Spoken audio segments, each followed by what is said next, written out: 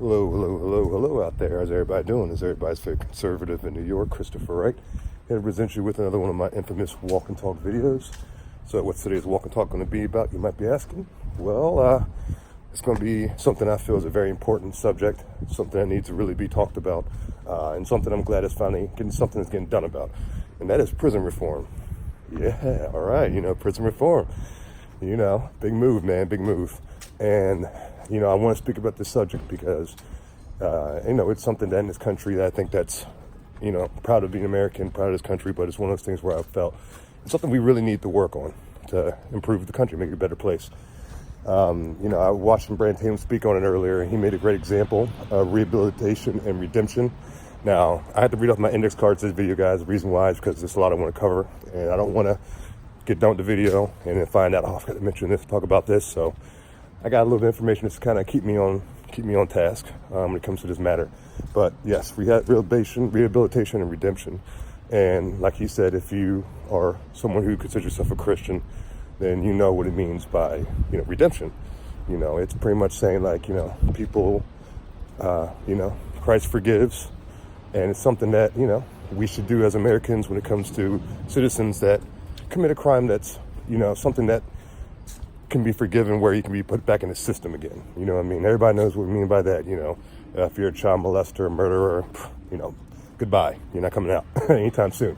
But, if something you get caught with minor drug charges and stuff like that, you deserve a second chance. And not just a second chance, but a second chance where you have opportunity to actually do something. Not just, oh, you're out, but, you can't leave the house and, you got all these charges on your record, and you got to tell all these job companies about these charges. Give them a chance. So, that's what prison reform is really about. And, what they have on this, what I want to do is go over a few of the factors that prison reform is going to be covering. But a couple of key ones, there's quite a few that they listed. So I won't be able to cover all of them, but I just want to cover a few that I felt that are important. And first thing I want to bring up is the Creighton Earned Time Credit if you're in prison. We all knew about this system if you had family members, friends or family that were in prison. I've had both in the past at one time or another. And, so I know about the, this earned time credit system. But what's good to know is what it does now is if you're in prison for a certain amount of time and, you're being good, you're not doing nothing crazy, you're not getting in trouble, you're, doing your position of work, if you're working in prison, whatever it may be, schooling, just doing the right thing pretty much. You have a chance to shorten your time in prison, and not just shorten it to a point where you get out early and you're on house arrest or halfway home or anything like that. I mean, you actually get out, you're a free man. So, it gives that extra little, effort for those criminals in prison to just keep doing the right thing. If they're already doing the right thing, doing good for themselves, hey man, this is great information for them, So that's the first thing I want to talk about and cover when it comes to this system. And also what this prison system and this, with this prison reform, what's called First Step Act, what it's also going to do is it's going to give prisoners like proper training and, for the job market, prepare themselves, with programs, training services that when you're in prison, you can actually, learn like a decent trade and really get yourself prepared for the workforce. So when you are released, you're not just sitting on your hands like, what do I do? I'm just where I left off. I just served this amount of years. The only difference between me at 19 in prison and me, say you get out 26, 27 years old, is the years. You haven't learned anything, you haven't gained any knowledge.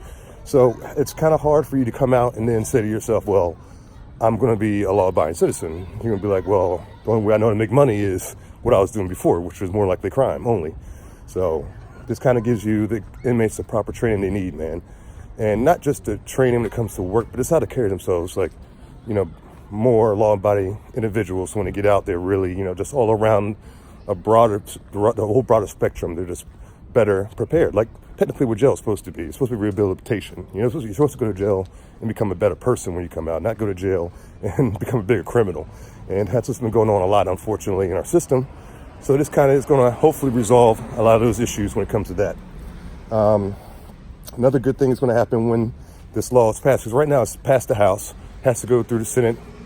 Both fortunately are still Republican, ran until next year. So they got a couple months left where the House and Senate both ran by Republicans.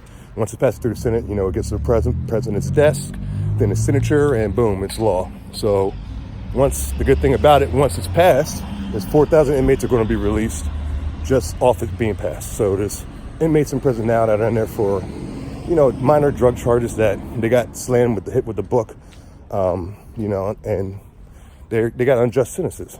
And a lot of that has to do, if you look with the Clinton, when he had a 3 strikes law.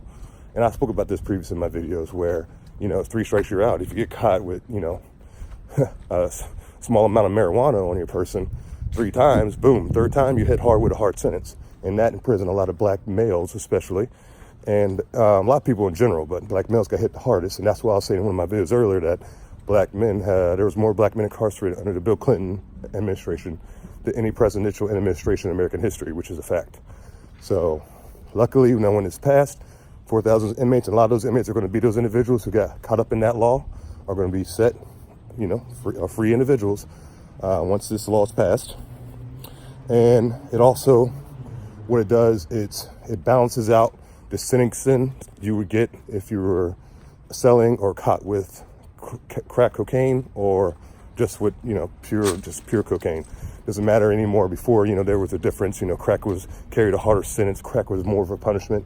Now, with this being passed, it just balances out between crack and cocaine. If you're caught with this amount of crack or this amount of cocaine, it's the same charge, which I think is fair. And also, and if you look at it, and I tell people this all the time, like, people want to call Trump racist, call him Hitler, call him all these crazy names. They want to call me all kinds of names for supporting the man. But I'm like, who was president 8 years before Donald Trump? And we all know the name. And how many times do we hear about prison reform? I mean, this guy, and he lived in Chicago for quite a bit of time. You might as well say Obama's almost from Chicago. And that's the city that needed this the most. And for 8 years, never heard about it. We never talked about it. He said a few things about working on getting that check box for felon. If you're filling out application, I remember Obama talking about getting rid of that, but he didn't do it. Of course, he talks about it, but never gets it done. While we got a president now that's getting things done.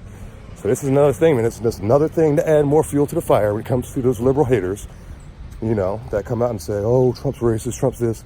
Well, if he's racist, man, if this is modern day racism, keep it coming, man. Keep it coming if this is the case.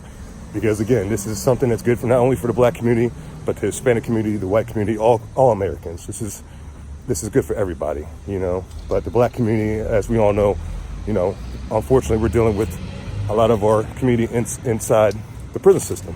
So this is really going to benefit us, man. So once again, another kudos to our president on that. And also I want to talk about is if you look at the politicians who are supporting this bill and the ones who are not, tells you a lot as well. I mean, if you look at it, and I'm not talking about just Democrats. I mean, this goes for Republicans as well. I don't care who you are. This is a bill that everybody should be supporting. Everybody should be on board with. So take a look at the politicians, though. This is what you need to look at, who are not supporting this. Like, let me name a few names. You got Mitch McConnell. You got Maxine Waters. Oh, boy. You got John Lewis. You got Cory Booker. And you got Sheila Jackson Lee, for just a few.